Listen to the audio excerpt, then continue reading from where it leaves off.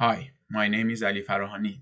I will present on behalf of my colleague our paper named Adaptive Fairness in Software Systems. In this paper, we show that why addressing fairness in software systems are challenging, and then we demonstrate adaptive fairness as means to achieve and maintain fairness in software systems. Software systems are increasingly making decisions on behalf of humans, raising concern about the fairness of such decisions. To date, unfairness of software systems are mostly attributed to either the bias in the data that systems use or flaws in algorithm. For example, the algorithm that suggests patrolling location based on previous crime data will discriminate against black communities and neighborhoods. Another example, an algorithm for recruitment will discriminate against minorities if it only considers predefined attributes for decision making. We argue that this is not always the case, and the problem is the lack of explicit fairness requirements. Even those mentioned type of unfairness in the systems are the result of the same problem, lack of explicit fairness requirements, and can be fixed with the elicitation of proper explicit fairness requirements. However, even with having enough explicit requirements at runtime, the solution in the literature for removing such discrimination from the system is either to fix the bias in the data and retrain the system, or to re-implement the algorithm or the system. We think neither of these solutions are good for systems in dynamic environment, and a new approach is needed. Here we use a motivating example to show how challenging the process of maintaining the satisfaction of changing fairness requirements might be. Let us consider that we have an online shopping system that serves shoppers around the country. The target is to have fair shopping experience, and for that reason, the system is built with having an initial fairness requirements in mind.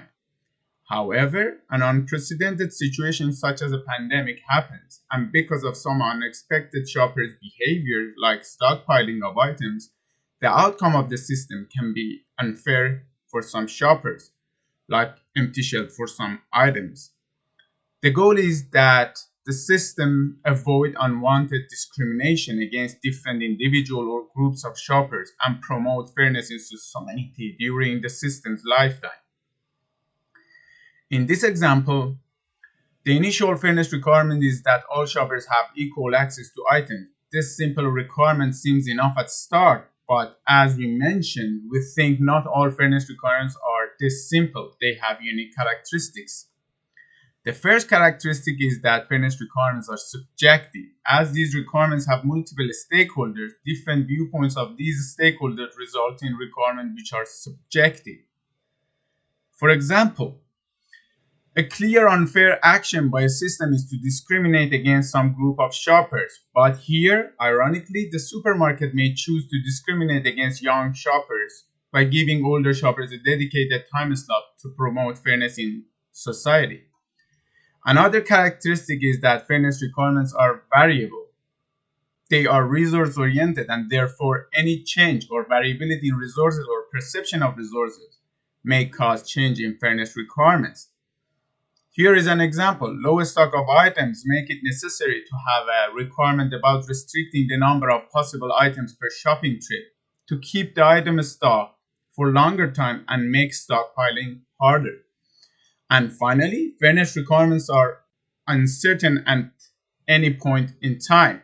As time passes, the stakeholder will understand their fairness requirements better.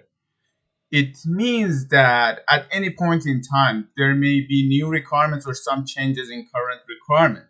For example, as time passes, government proposed that health-related items are sold without any restriction to any shoppers at any time. These mentioned characteristics and the structure of the fairness requirement pose some challenges in maintaining the satisfaction of such requirements. Fairness requirements are about computation on shared resources, and it means that there are possibilities of conflicts of influences among the satisfaction of fairness requirements, and also the conflicts between satisfaction of fairness requirements. Also, different stakeholders with conflicting goals and knowledge can result in conflicts among fairness requirement satisfaction. For example, in the motivating example, it is clear that The requirement about selling health-related items without restriction overrides the requirements about restricting the number of items per shopping trip. Also, the requirement about older shoppers' exclusive period is in conflict with the requirement about equal access for all shoppers. Also, it is in conflict with the requirement for selling health-related items at any time without any restriction. Another issue is that based on the characteristic of fairness requirements are subject to frequent and common changes, and this makes maintaining the satisfaction of these requirements even more challenging. Adaptive fairness, on the other hand, is an approach that supports maintaining the satisfaction of changing fairness requirements despite these challenges. In order to do that, we propose that adaptive fairness needs to understand and consider relationship between one, stakeholders' viewpoints and fairness requirements, and two, fairness requirements and resources. In the core adaptive fairness approach have three models. These models represent fairness requirements, stakeholders' viewpoint, resources, and their relationship with each other. The first model is fairness requirements model that represent high-level fairness requirements and their decomposition down to operational fairness requirements as leaf nodes.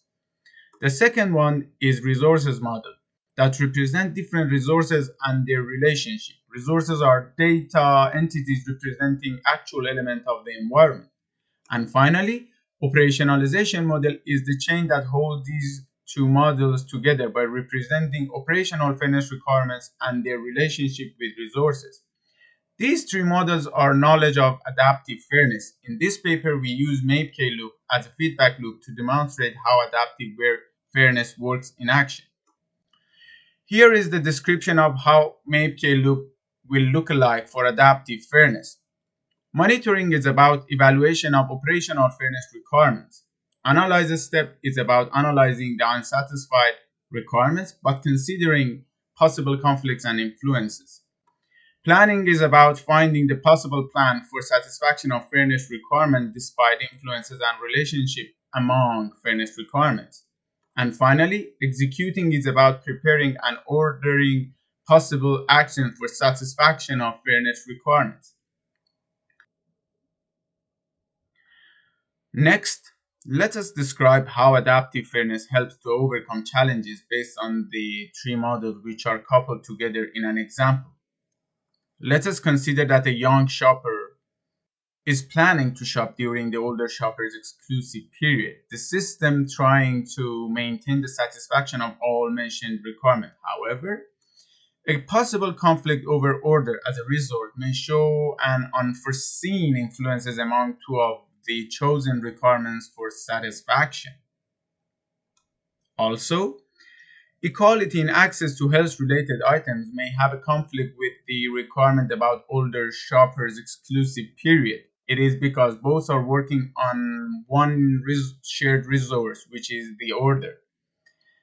And satisfying requirements which are monitoring or using a shared resource such as a order is a sign of possible need for reorder or replanning some actions because one is planning to change the order and the other one is trying to use the order.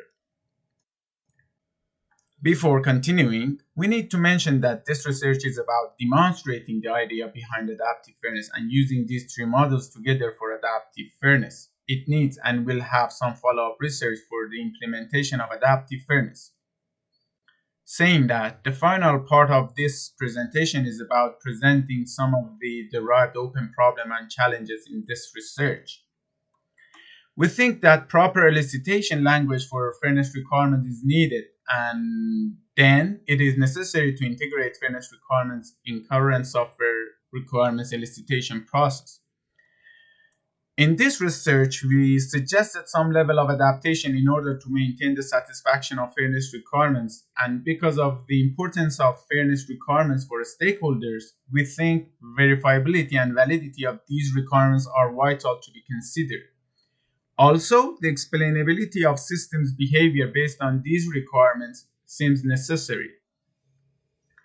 And finally, we think that the satisfaction of fairness requirements have impact on other aspects of the system. For example, Any decisions for intentionally discriminating against a group may affect the availability or usability of the system. Also, satisfying fairness requirements adaptively needs continuous monitoring and decision making, which may affect systems' performance.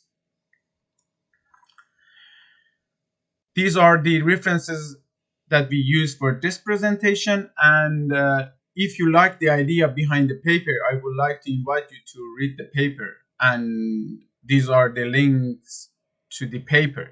Thank you for your attention.